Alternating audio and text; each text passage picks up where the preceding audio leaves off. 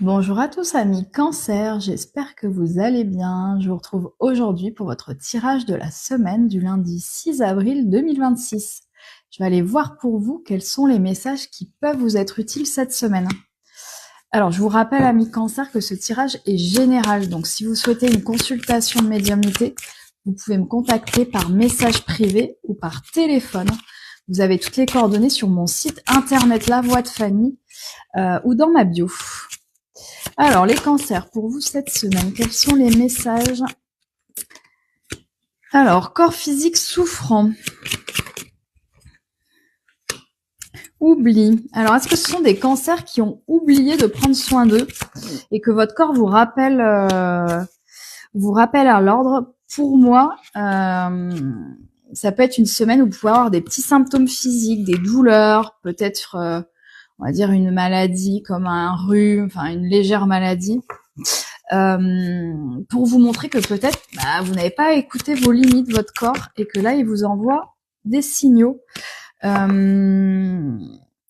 Pour moi, des signaux de prendre soin de vous et de vous respecter. Pour moi, il y a une notion que vous ne vous respectez pas non plus dans votre corps.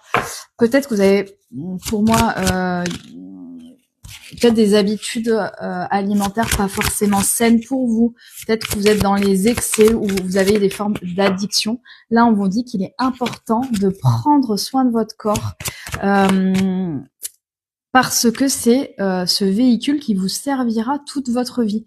Donc, soyez à l'écoute parce que pour moi, il vous envoie des signaux.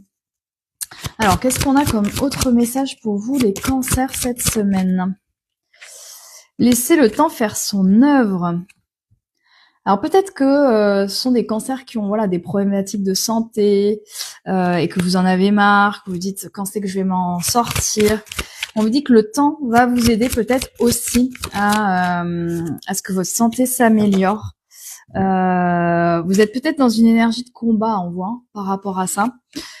Moi, ce que je ressens, c'est prenez les choses telles qu'elles sont actuellement. N'allez pas en résistance ou contre. Mais allez plutôt chercher à comprendre pourquoi vous avez ces symptômes-là, pourquoi vous avez déclaré peut-être certaines douleurs, certaines problématiques de santé, parce qu'il y a des messages qui se cachent dessous. Souvent, on a envie de combattre la maladie en disant on veut l'éradiquer, on comprend pas pourquoi, mais elle part toujours d'un point de vue émotionnel. Donc, allez voir peut-être avant de déclarer ce symptôme, ce que vous avez vécu avant, que ça soit peut-être un conflit, une émotion.